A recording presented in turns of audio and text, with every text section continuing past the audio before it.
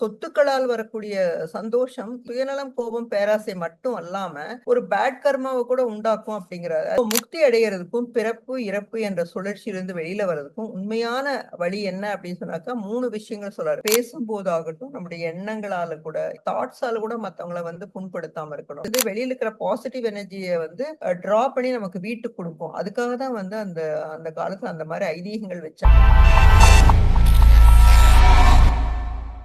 வணக்கம் ஃப்ரெண்ட்ஸ். இந்த தளத்தில் ஞானத்தமிழ் தளத்தில் பிரத்தினேஜ் ஹெல்த் ஃபவுண்டேஷன் சார்பாக உங்களை வரவேற்பதில் மிக்க மகிழ்ச்சி அடைகிறேன். உங்களை சந்திப்பதில் மிக்க மகிழ்ச்சி அடைகிறேன். மகாவீரர் அப்படின்னு பாத்தீங்கன்னாக்கா அவர் வந்து கிறிஸ்து பிறப்பதற்கு முன்னாடியே பீகார்ல பிறந்தாரு. அவர் வந்து என்ன சொல்றாங்க, 24வது காரா அப்படிங்கிறாங்க, தீர்த்தன் காரா அப்படிங்கிறாங்க. அப்படின்னா முக்தி அடைந்த ஆன்மா, அவங்களோட லாங்குவேஜ் அப்படி சொல்றாங்க ஜெயின் கம்யூனிட்டில. சோ இந்த மகாவீரர் என்ன பண்றாருன்னா, அவர் வந்து ஒரு பெரிய அரச குடும்பத்தில் பிறக்கிறாரு. சின்ன வரலாறு அவரை பத்தி சொல்ற, அவரை பத்தி நம்ம தெரிஞ்சுக்கணும். அப்பதான் அவருடைய போதனைகள் வந்து நம்ம எவ்வளவு ஆழமா நமக்குள்ள எடுத்துட்டு போலாம் அப்படிங்கிறது நமக்கு புரிய வரும். சோ அவர் வந்து இளவரசராக பிறந்தாரு. ஒரு ஆடம்பரமான சூழ்நிலையில அவர் வளர்றாரு. அப்படி வளரும் போது கூட அவர் வந்து அவரோட தன்னுடைய வாழ்க்கையை வந்து ரொம்ப எளிமையா ஒரு சிம்பிளிஃபைடு வேல தான் அவர் வாழ்ந்துட்டு இருந்தாரு. அரண்மனையில வாழ்ந்தா கூட அவர் ஒரு சிம்பிளிஃபைடு, ஏன்னா ரொம்ப எளிமையான வாழ்க்கையை தான் அவர் விரும்புறாரு. அவருக்கு வந்து அது போதும், இந்த அளவு இருந்தா போதும் அப்படின்னு அவருடைய வாழ்க்கையை அவரே வந்து எளிமைப்படுத்திக் கொள்றாரு. இன்னொன்னு பாத்தீங்கன்னா வந்து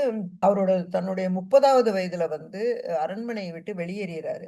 வெளியேறிட்டு ஒரு துறவரத்தை மேற்கொள்றாரு. உங்களுக்கு தெரியும் அரண்மனையில வாழ்ந்த வாழ்க்கை எப்படி இருக்கும், அப்புறம் வெளியில போனா வாழ்க்கை எப்படி இருக்கும், நீங்க அதுல இருந்து புரிஞ்சுக்கலாம். அப்புறம் என்ன சொல்றாருன்னா, இந்த லிபரேட்டட் சோல்ஸ், அதாவது இந்த முக்தியடைந்த ஆன்மாக்களுக்கு வந்து நான் வந்து தலை வணங்குகிறேன். I bow down to the liberated souls அப்படின்னு சொல்றாரு. அப்புறம் 12 ஆண்டுகள் வந்து அவர் வந்து பீகார், ஒரிசா, உத்தரப்பிரதேசம் அந்த மாதிரி மாநிலங்கள்ல வந்து நிறைய இடங்களுக்கு அவர் போறாரு. போயிட்டு வந்து அப்ப வந்து போகும்போது அவரு வந்து மௌனமும் தியானம் தான் ரொம்ப கடைபிடிக்கிறாரு. முடிஞ்ச வரைக்கும் மௌனத்துல இருக்காரு. அப்புறம் தியானத்தை வந்து நல்லா ஃபாலோ பண்றாரு. அப்போ இதெல்லாம் பண்ணும்போது என்ன ஆகுதுன்னா, அத பயிற்சி பண்ண பண்ண அவருக்கு என்ன ஆகுது அப்படின்னு கேட்டீங்கன்னாக்கா, அப்பதான் அவர் வந்து அந்த ஆசைகளிலிருந்து விடுவிக்கப்படுகிறார். ஆசைகளிலிருந்து விடுபடுறதுக்கு இது வந்து ஒரு முக்கியமான காரணமா சொல்றாரு. மௌனமும் தியானமும் மட்டும்தான் நம்மள வந்து ஆசையிலிருந்து அதுக்கு அவருக்கு 12 வருடங்கள் பிடித்தது அப்படின்னு சொல்லி அவரோட வாழ்க்கை வரலாறு சொல்லுது. அப்புறம் வந்து பாத்தீங்கன்னா, அவர் இந்த மாதிரி இந்த ஆசைதான் துன்பத்துக்கே காரணம் அப்படின்னு புத்தர் கூட சொல்லியிருக்காரு பாத்தீங்களா. சோ இவரும் இதையே தான் வந்து உணர்ந்து சொல்றாரு. சோ இவங்க வந்து நம்ம உணர்ந்து நம்ம கிட்ட சொல்லும் போது நம்ம வந்து அந்த ஜேர்னில போக வேண்டியது, நம்ம அதை புரிஞ்சுக்கலாம். புரிஞ்சுட்டு நம்முடைய வாழ்க்கையில் நம்ம அதை கடைபிடிக்கலாம் அப்படின்னு நான் இந்த இடத்துல பதிவிட விரும்புகிறேன். அப்புறம் பாத்தீங்கன்னா, இப்படி இவர் வந்து 12 வருடங்கள் வந்து அரண்மனையை விட்டு வெளியில போய் துறவரத்தை மேற்கொண்டு தியானமும் மௌனத்தையும் கடைப்பிடிச்சு அவர் வந்து ஆசையை துறக்கணும் அப்படிங்கிற சொல்ல வந்து மத்தவங்களுக்கு எடுத்து சொல்லணும் அப்படிங்கறதுக்காக ஒரு ஃபவுண்டேஷன் வந்து ஆரம்பிக்கிறார். அந்த குழுமத்துல வந்து நிறைய பேர் சேர்றாங்க. அந்த காலத்திலேயே வந்து நான் சொல்றது கிறிஸ்து பிறப்புக்கு 600 வருடங்களுக்கு முன்னாடியே வந்து 1000க்கும் மேற்பட்ட மக்கள் வந்து அதுல எல்லாரும் ஜாயின் ஆகுறாங்க. நிறைய அரசர்கள் கூட அதுல வர்றாங்க. மக்களுக்கு வந்து நல்ல ஆட்சியை கொடுக்கணும், நல்லாட்சியை கொடுக்கணும் அப்படின்னாக்கா அரசர்கள் கூட அதை முதல்ல தெரிஞ்சு வச்சுக்கணும். எது தேவை அப்படிங்கறத அவங்க தெரிஞ்சு வச்சுக்கணும். அதனால அவங்க கூட இவருடைய மூவ்மெண்ட்ல, அந்த குழுவுல வந்து இவங்க சேர்ந்து இவருடைய போதனைகளை கேட்டு அரசாட்சி வந்து நல்ல ஆட்சியா அவங்க நடத்திட்டு இருக்காங்க, நம்ம தெரிஞ்சுக்கணும். இவர் என்ன சொல்றாரு அப்படின்னு பாத்தீங்கன்னாக்கா, அஹிம்சை அப்புறம் கர்மாவின் விதிகளை தான் வந்து போதனை செய்யறாரு. மோஸ்ட்லி அதான் செஞ்சுட்டு இருக்காரு. 72 வயசுல அவர் இறந்துடுறாரு. 72வது வயதில் தன்னுடைய பூத உடலை வந்து திறந்துடுறாரு. அப்புறம் இன்னொன்னு சொல்றாரு, ஆண்களும் பெண்களும் சரிசமமானவர்கள். சரி, நினைச்சு பாருங்க, அந்த காலத்திலேயே அவர் வந்து men and women R equal அப்படின்னு சொல்லியிருக்காரு. ஆண்களும் பெண்களும் சரிசமமானவர்கள். அதே மாதிரி எல்லாருமே வந்து அந்த பிளிஸ்ஃபுல் ஸ்டேட், அந்த பேரானந்த நிலையை அடைய தகுதி உடையவர்கள் அப்படின்னு சொல்றாரு. சோ ஆண் பெண் சரிசமமானவர்கள், அதையும் தாண்டி பேரானந்தம் வந்து எல்லாருமே அடையலாம். ஆண்கள் தான் அடையணும், பெண்கள் அப்படி கிடையாது, எல்லாருமே அடைய தகுதி பெற்றவர்கள் அப்படிங்கிறதையும் சொல்றாரு. அப்புறம் வந்து நம்முடைய சந்தோஷம், துக்கம் எதுவானாலும் அது எதை சார்ந்து இருக்குது அப்படின்னு சொல்றாரு. எண்ணங்கள், சொற்கள், செயல்கள் இதே சார்ந்துதான் நம்முடைய சந்தோஷமும் துக்கமும் நம்முடைய வாழ்க்கையை நிர்ணயிக்குது அப்படின்னு அவர் அப்பவே சொல்லி இருக்கிறாரு. அதே மாதிரி பொருட்கள், சொத்து, பணம் இதுல சந்தோஷம் வரும். பட் அது வழியா வரக்கூடிய சந்தோஷமானது சுயநலம், கோபம், பேராசை, பொறாமை அதை தான் உண்டாக்கும் அப்படிங்கறத அவர் அப்பவே கண்டுபிடிச்சு சொல்லியிருக்காரு. ஏன்னா அவர் வந்து ஒரு அரச வாழ்க்கையை விட்டு வெளியில போய் இருக்கும்போது எல்லாமே அவர் உணர்றாரு. அந்த மாதிரி அப்புறம் தான் அந்த போதனைகளை வந்து அந்த டீச்சிங்ஸ கொடுக்க ஆரம்பிக்கிறார். சொத்துக்களால் வரக்கூடிய சந்தோஷம் சுயநலம், கோபம், பேராசை மட்டும் அல்லாம ஒரு பேட் கர்மாவை கூட உண்டாக்கும் அப்படிங்கிறாரு. அது நம்ம எப்படி ஹேண்டில் பண்றோம் அப்படிங்கறத பொறுத்து அவர் மீன் பண்ணி சொல்றாரு அப்படின்னு நினைக்கிறேன். இதெல்லாம் வந்து அதை பேஸ் பண்ணி பண்ணி 3 கொள்கைகளை வந்து வலியுறுத்தி சொல்றாரு. ஒண்ணு வந்து அஹிம்சா, அதாவது பிற உயிர்களை துன்புறுத்தாமல் இருப்பது. அஹிம்சை வழியில நம்ம வாழ்க்கையை நடத்தி செல்லணுது. இன்னொன்னு வந்து அனிகந்தா அப்படிங்கிறாரு. மற்றவர்களின் கோட்பாடுகளை, கொள்கைகளை ஒருத்தவங்க சொன்னாங்க அப்படின்னா அதை கூட நம்ம மதிக்கணும். மத்தவங்களுடைய கோட்பாடுகள், கொள்கைகளை மதிக்கணும் அப்படின்னு சொல்றாரு. 3 வந்து அபரிக்கிரகா, அதாவது வந்து பற்றில்லாம வாழ்க்கையை நம்ம கொண்டு போகணும். அதாவது நமக்கு என்ன தேவையோ, அதாவது வாழ்க்கைக்கு சில விஷயங்கள் தேவை இருக்கும். ஒரு வீடாகட்டும், ஒரு பொருட்கள் சில தேவையா இருக்கும். எது தேவையோ அத வந்து நம்ம அத மட்டும் வச்சுக்கணும். அதிகமாக அபகரிக்க கூடாது அப்படிங்கிறது தான் அதனோட மீனிங். சோ இந்த 3யும் வந்து ரொம்ப வலியுறுத்தி சொல்லிட்டு இருக்காரு. அதே மாதிரி முக்தி அடையறதுக்கும் நம்ம பிறப்பு, உங்களுக்கு தெரியும் பர்த் அண்ட் டெத் ஒரு சைக்கிள் மாதிரி வந்துட்டே இருக்கும் வாழ்க்கையில. அந்த சுழற்சியிலிருந்து வெளியில வரணும் நம்ம. சோ அதுதான் நம்மளுடைய மெயின் போக்கஸ். எத்தனை ஜென்மங்கள் எடுத்து நம்ம அதை விட்டு வெளியில வரோம். நம்ம வந்து நல்லது செஞ்சு எத்தனை பிறவிகள் அப்படிங்கிற நம்மளால குறைக்க முடியுமா அப்படின்னு சொல்லி நம்ம பார்க்கணும். சோ முக்தி அடையறதுக்கும் பிறப்பு, இறப்பு என்ற சுழற்சியிலிருந்து வெளியில வர்றதுக்கும் உண்மையான வழி என்ன அப்படின்னு சொன்னாக்கா 3 விஷயங்கள் சொல்றாரு. ஒண்ணு வந்து ரைட் ஃபெய்த், அதாவது சரியான நம்பிக்கை இருக்கணும் நம்ம கிட்ட. நம்ம வாழ்க்கையை வந்து இப்படி வாழுவோம் அப்படின்னு ஒரு நம்பிக்கை இருக்கணும். சரியான நம்பிக்கை இருக்கணும். ரைட் நாலேஜ், உண்மையான ஞானம், உண்மையான அறிவு நம்ம கிட்ட இருக்கணும். அதை புரிஞ்சுக்கிற தன்மை இருக்கணும். இன்னொன்னு ரைட் கான்டாக்ட், நன்னடத்தை, நம்முடைய நடத்தை எப்படி இருக்கும், நம்ம எப்படி நடந்துக்கிறோம் அப்படிங்கிறது கூட என்ற 3, இந்த 3 அவர் என்ன சொல்றாரு, ஜுவல்ஸ் சொல்றாரு. அணிகலன்கள் போல நம்ம அணிகலன்கள் போட்டு நம்மள வந்து நம்ம அழகுபடுத்தி காட்டிக்கிறோமோ அது மாதிரி இந்த 3 விஷயங்கள் நம்ம கிட்ட எப்பவுமே நம்ம வாழ்க்கையில இருக்கணும் அப்படின்னு சொல்றாரு. அத வந்து சரியான நம்பிக்கை, சரியான அறிவு, சரியான நடத்தை, நன்னடத்தை அப்படின்னு கூட சொல்றாரு. இந்த 3ம் வந்து நம்ம கிட்ட இருக்கும்போது நம்ம இந்த 3 அணிகலன்களையும் நம்ம அணிஞ்சு கொண்டு நம்ம வாழ்க்கையை நடத்தும் போது முக்தி அடைய முடியும். பிறப்பு, இறப்பு என்ற சுழற்சியிலிருந்து வெளியில வர முடியும் அப்படிங்கறத அவர் வந்து சொல்றாரு. அப்புறம் வந்து அதையும் தாண்டி ஒரு 5 வகையான சூளுரைகள் அப்படின்னு சொல்லலாம் தமிழ்ல சொல்லும்போது, அது வந்து வாழ்க்கையில கட்டாயம் எல்லாரும் கடைபிடிக்கணும் அப்படின்னு சொல்றாரு. ஒண்ணு வந்து பாத்தீங்கன்னா அஹிம்சை. நான் முதல்ல சொன்ன மாதிரி இன்னா செய்யாமை, அதாவது வள்ளுவர் கூட சொல்ல இன்னா செய்தாரே ஒருத்தல் அவர் நாண நன்னயம் செய்து விடல் அப்படின்னு கூட வள்ளுவர் சொல்லிருக்கு. நம்மளுக்கு யாராவது தப்புன்னா கூட அவங்க கஷ்டப்படுறதுக்காக நம்ம செய்யலாம், அவங்கள வந்து நம்ம மன்னிச்சுட்டு, மன்னிக்கிறது நமக்காக மன்னிக்கிறோம். அது எல்லா கான்செப்டையும் சொல்லிட்டு இருக்கிறோம் நம்ம. சோ அந்த மாதிரி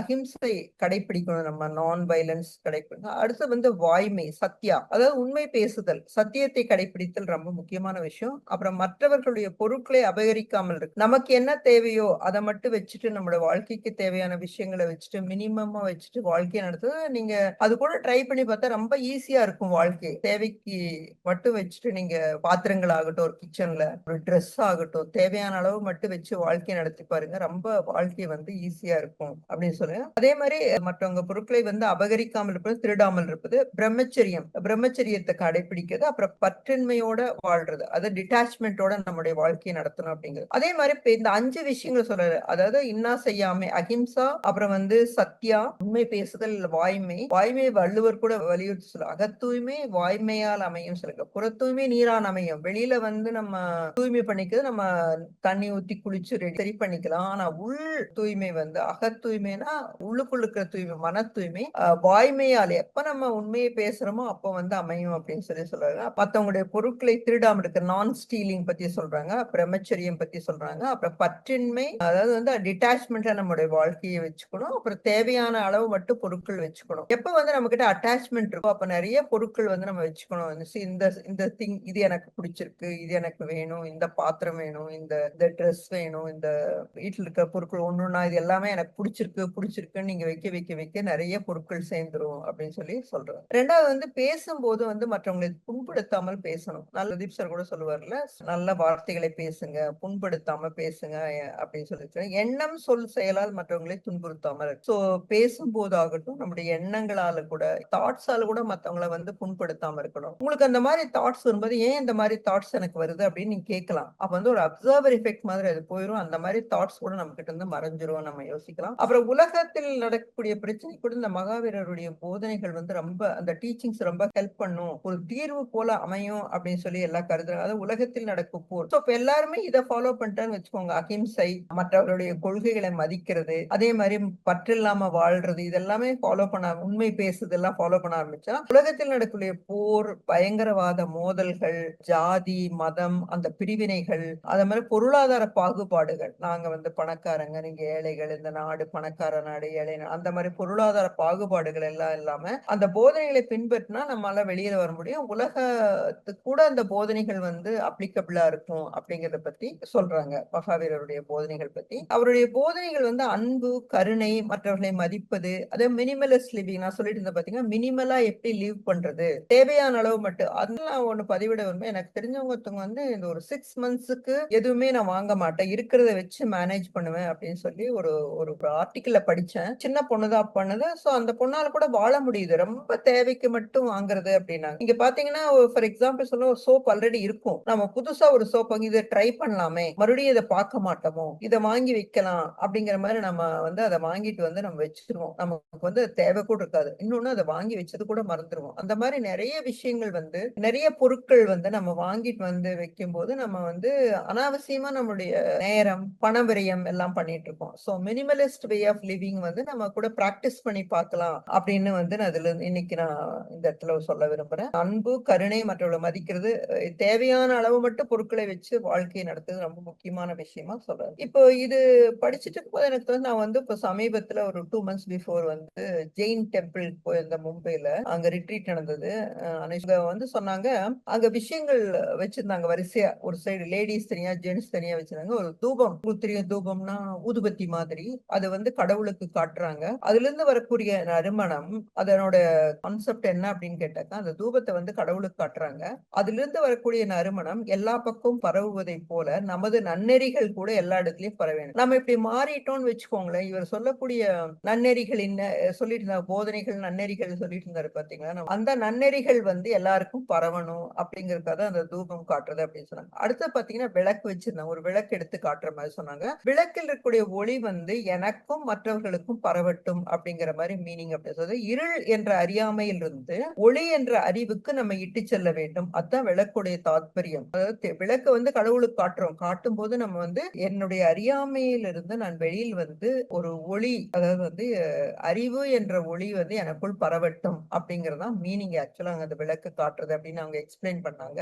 அடுத்து வந்து ஒரு கண்ணாடி வச்சிருந்தாங்க. அந்த கண்ணாடி வந்து நம்மளுடைய ஹார்ட்டுக்கு நேரா வச்சுக்கணும். ஹார்ட்டுக்கு நேரா வச்சு அங்க கடவுள் தெரிவார். அந்த ஹார்ட்ல இப்படி வச்சுட்டு என்ன சொல்றாங்க அப்படின்னா, இது கடவுளை அதுல பாத்துக்கணும். பாத்துக்கிட்டு கடவுள் நமக்குள் தான் இருக்கிறார். சோ கடவுள் வந்து அங்க இருக்காரு முன்னாடி. பட் இந்த கண்ணாடி வைக்கும் போது இங்க வந்து நம்ம பக்கத்துல நம்ம இதயத்துக்குள்ள இருக்கிறாரு. சோ கடவுள் நமக்குள்ளதான் இருக்காரு அப்படின்னாக்கா நம்ம வாழ்க்கையை நம்ம எப்படி நடத்தணும், எவ்வளவு நம்ம அன்போட கருணையோட இருக்கணும் அப்படிங்கிறது தான் அங்க புரிஞ்சுக்க வேண்டிய விஷயம். அது வந்து நமக்குள் தான் இருக்கிறார் அப்படின்னு சொல்லி நம்ம அந்த இடத்துல எனக்கு புரிய வந்தது. அதே மாதிரி இன்னொன்னு சாமரம் வீசுவாங்க பாத்தீங்களா, ஒரு இது மாதிரி. அது வந்து போற்றுதல், அது நற்பண்புகளுக்காக. உன்னுடைய நற்பண்புகள் அனைத்தும் எனக்கும் வரட்டும் அப்படிங்கறது மீனிங் அப்படின்னு சொல்லி சொன்னாங்க. அப்புறம் பாடுறாங்க, அவரை பத்தி புகழ்ந்து பாடுறாங்க. எல்லா கோயிலையும் தெரியும் உங்களுக்கு, பாட்டு பாடுவாங்க. கிருஷ்ணன்னா கிருஷ்ணரை பத்திய பாட்டு, பெருமாள்னா பெருமாள் பத்தி, சிவனை பத்திய பாட்டு. அந்தந்த கோயிலுக்கு வந்து அந்தந்த கடவுளுடைய பாட்டு வந்து இப்பெல்லாம் போட்டிருக்காங்க. பட் சிலர் வந்து அந்த பாட்டை பாடுறாங்க. அதாவது கடவுளும் நானும் வேற இல்லை, எல்லாம் ஒண்ணு அப்படின்னு சொல்லி புரிஞ்சுக்கிற அளவு அந்த கடவுள் பத்தி பாட்டு பாடுறாங்க. அப்படி போற்றி புகழ்ந்து பாடும்போது என்ன, உன்னை போல் நானும் போற்றத்தக்கவனாக இல்ல போற்றத்தக்கவளாக மாற வேண்டும். எல்லாரும் உன்னை போற்றி பாடிட்டு இருக்காங்க. அந்த மாதிரி போற்றுதலுக்கு உரியவங்களாக நானும் மாறணும். நமக்குள்ள அவ்வளவு பெரிய மாற்றங்கள் கொண்டு வரும். டிரான்ஸ்பர்மேஷன் கொண்டு வந்தாதான் மட்டும்தான் மற்றவங்க வந்து நம்மள போற்ற முடியும். எல்லாரும் சும்மா வந்து போற்ற மாட்டாங்க. மற்றவங்க போற்றணும் அப்படிங்கிறதுக்காக நம்ம வந்து வாழ்க்கையை நடத்தி செல்ல அதுவும் நம்ம யோசிச்சுக்கணும். அதனால நமக்கு ஈகோ கூட வந்துடக்கூடாது. எல்லாமே இருக்குது. எனது வாழ்க்கையும் பல நற்செயல்களா நிரம்ப வேண்டும். சோ போற்றுதலுக்குரியவராக நான் வாழ வேண்டும். அப்புறம் என்னுடைய வாழ்க்கையும் பல நற்செயல்களால் நிரம்பி போற்றுதலுக்குரியவராக நான் மாற வேண்டும் அப்படிங்கறது அந்த பாட்டு பாடுறது அப்படின்னு சொல்றாங்க. அது சாமார் அப்படின்னு சொல்லி சொல்றாங்க. அப்புறம் இன்னொன்னு வந்து சைத்தன்ய வந்தன் அப்படின்னு சொல்லி ஒண்ணு பண்ணிட்டு இருந்தாங்க. சைத்தன்ய வந்தன் அப்படின்னு சொல்லுவாங்க, நம்ம இடது காலை கீழே வச்சுட்டு பிளாட்டா வச்சுட்டு வலது காலை இப்படி ஸ்ட்ரெயிட்டா வச்சுக்கணும். தெரியும், ஒரு கால் எடுத்து இப்படி வச்சுட்டு ஒரு கால் இப்படி வச்சு உட்காருவோம்ல பாத்தீங்களா, அந்த மாதிரி உட்கார்ந்துக்கணும் அப்படிங்கிறாங்க. அப்ப 2 கைகளை வந்து ஆகாயத்தை நோக்கி நம்ம வச்சுட்டு என்ன சொல்லணும்னா, என்னை எனது கர்மாவிலிருந்து விடுவிக்க வேண்டும் அப்படின்னு சொல்லி கேட்கிறேன். எப்பவுமே இட்ஸ் லைக் எப்படின்னா யூனிவர்சிட்டி நம்ம கேட்கிறோம். நமக்கு வந்து தெரியாது இப்ப இந்த பிறவியில நம்ம கர்மா பண்ணோமா நம்ம தெரியும். பட் எத்தனையோ பிறவிகளுடைய கர்மாவை தான் இப்ப வந்து நம்ம கழிக்கிறதுக்காக இந்த உலகத்துக்கு வந்திருக்கோம். இந்த கார்மிக் பேலன்ஸ் சரி பண்றதுக்காக தான் இந்த பிறவியே நம்ம கொடுக்கப்பட்டிருக்கு. அதை நம்ம உணரணும், நம்ம மனசால உணரணும் அப்படிங்கறதுதான் முக்கியமான விஷயம். சோ என்னை இந்த கர்மாவிலிருந்து விடுவிக்க வேண்டும் அப்படின்னு சொல்லிட்டு அதே மாதிரி கேட்டுட்டு நான் யார் யாரெல்லாம் காயப்படுத்திக்கணும் அவங்களுக்கெல்லாம் மன்னிப்பு கேட்கறது. தெரிஞ்சோ தெரியாமலோ, சோ சிலரை வந்து தெரியாம கூட நம்ம ஒரு அவசரத்துல ஏதோ ஒரு ரீசனால அவங்களை வந்து காயப்படுத்தி இருப்போம். அவங்ககிட்ட மன்னிப்பு கேட்கறது. அதே மாதிரி நம்ம காயப்படுத்தி இருப்பாங்கல்ல சிலரு, அவங்க வந்து ஒரு சும்மா தான் ஒரு ஸ்டேட்மெண்ட் சொல்லியிருப்பாங்க. பட் நம்ம வந்து அந்த அவங்க சொன்ன ஒரு விஷயத்துக்காக நம்ம காயப்பட்டிருப்போம். அதுக்கு அவங்கள வந்து மன்னிக்கிறது. ஸோ மத்தவங்ககிட்ட மன்னிப்பு கேட்கிறது. இன்னொன்னு வந்து நம்மள காயப்படுத்தவங்கள மன்னிக்கிறது. அது எல்லாமே வந்து அந்த மாதிரி உட்கார்ந்துட்டு பண்ணணும் அப்படிங்க. இன்னொன்னு அந்த கோயில்ல வந்து நம்ம ஒரு ஷால் போட்டு தான் போனோம். அத ஃபுல்லா நம்ம தலைய இப்படி குனிஞ்சு, அதாவது ஒரு பணிவோட தான் அதுக்குள்ள போயி, எல்லாம் நெறைய பேர் உட்கார்ந்து இந்த மாரி பண்ணிட்டு இருந்தாங்க. நான் கேட்டேன், "எதுக்கு இந்த மாரி பண்ண?" அப்பதான் இந்த ரீசன் சொன்னாங்க. கேட்கும்போது கொஞ்சம் நல்லா வித்தியாசமா இருந்தது. அதே மாரி தான் நான் என்ன சொல்றேன், இந்த ஜெயின் டெம்பிள் மட்டும் கிடையாது. எல்லா கோயில்கள், சமயங்கள், மதங்கள் எல்லாமே எதுக்காக உருவாக்கப்பட்டது அப்படின்னாக்கா, நம்ம வந்து வேறுபாடு இல்லாம வாழ்றதுக்கும், அதை நம்ம வழி நடத்துறதுக்காக உருவாக்கப்பட்ட ஒண்ணும். இப்ப வந்து அதே வந்து ஒரு வேற மாதிரி கொண்டு போயிட்டு இருக்காங்க. அப்படி இல்லாம நம்மள வந்து ஒரு ஒழுங்குபடுத்த இப்ப இந்த மாரி இவ்வளவு கம்யூனிகேஷன் கிடையாது. அங்கங்க இருக்கிற இடத்துல வந்து அவங்க கோயில்கள நிறுவி, ஒரு மதங்கள உருவாக்கி, ஒரு கம்யூனிட்டி டெவலப்மென்ட் சொல்லுவாங்க பார்த்தீங்களா? அது கூட ஒரு சோசியல் ஹெல்த். எப்படி நம்ம வந்து மத்தவங்களோட பழகணும்? எப்படி மத்தவங்கள வந்து மதிக்கணும்? அதெல்லாம் கூட ஒரு சோசியல் ஹெல்த் நம்மகிட்ட இருக்கணும். சமூக ரீதியான நம்முடைய பரிணாம வளர்ச்சிக்கு அது ரொம்ப முக்கியமான விஷயம். ஸோ இது எல்லாமே நம்மள வழிநடத்துறதுக்காகவும், நம்மள மேம்படுத்துறதுக்காகவும், நம்முடைய சோல் குரோத்துக்காகவும், நம்மளுடைய எவல்யூஷன் ஆகவும் உண்டாக்கப்பட்டது அப்படின்னு சொல்லி எனக்கு புரிஞ்சது. அதான் நான் இந்த இடத்துல சொல்ல விரும்புறேன். ஆனால் ஐதீகங்கள் புரியாமல் இத்தனையும் நம்ம புரிஞ்சு பண்ணும்போது எவ்வளவு சந்தோஷமா இருந்தது. எனக்கு ஆக்சுவலா சந்தோஷமா இருந்தது. நமக்கு வந்து நெறைய ஐதீகங்கள் புரியறதில்ல. சில சமயங்கள்ல வந்து அது மூட நம்பிக்கை அப்படின்னு சொல்லி சொல்ல வேண்டியிருக்கு. பட் அப்படி இல்லாம அத நம்ம புரிஞ்சுக்கிட்டோம் அப்படின்னாக்கா, அத வந்து இன்னும் கொஞ்சம் நம்ம நல்லா புரிஞ்சு செய்ய முடியும். உதாரணத்துக்கு ஒரு கோலம் போடுறோம் வீட்டு முன்னாடி வந்து ஒரு சேக்ரெட் ஜியோமெட்ரி. எப்படி பிரமிடு கூட ஒரு சேக்ரெட் ஜியோமெட்ரியோ, அது எவ்வளவு எனர்ஜி குடுக்குன்னு சொல்ற மாரி, ஒரு கோலம் கூட நம்ம காலையில எந்திரிச்சோனே நம்ம வந்து கான்சன்ட்ரேட்டடா அந்த புள்ளிகள் வச்சு, அதையெல்லாம் சேர்த்து ஒரு கோலம் போடும்போது, இன்னொன்னு லேடீஸ்லாம் வந்து அந்த இடுப்ப குனிஞ்சு போடும்போது, நமக்கு அது ஒரு ஹெல்த் இஷ்யூ கூட சால்வ் ஆகும் அப்படின்னு சொல்லி சொல்ல வரேன். அந்த மாரி நெறைய பாசிட்டிவ் எனர்ஜி வருது. சேக்ரெட் ஜியோமெட்ரினா அது positive like crop circle example எடுத்துட்டோம்னாக்கா, சேக்ரெட் ஜியோமெட்ரியானா அது வந்து வெளியில இருக்கிற பாசிட்டிவ் எனர்ஜிய வந்து டிரா பண்ணி நமக்கு வீட்டுக்கு குடுக்கும். அதுக்காக தான் வந்து அந்த அந்த காலத்துல அந்த மாரி ஐதீகங்கள் வச்சாங்க. அது மாரி எல்லாத்துக்குமே வந்து ஒரு ஐதீகம் இருக்கும். ஒரு ஒரு காரணம் இருக்கும். ஒரு காரியம் இருக்கும். பட் தெரிஞ்சு செய்யும்போது இன்னும் கொஞ்சம் சந்தோஷமா இருக்கு அப்படின்னு சொல்லி சொல்ல முடிஞ்சது. நமக்கு தான் அத புரிஞ்சக்கூடிய திறன் இல்லை அப்படின்னு சொல்லி தான் நான் புரிஞ்சுட்டேன். இதுதான் மகாவீரர பத்தி நான் உங்களுக்கு வந்து ஷேர் பண்ணணும்னு நெனச்சேன். இதுவரை பொறுமையோட கேட்டவங்க எல்லாருக்கும் நான் நன்றி தெரிவிச்சுக்கிறேன்.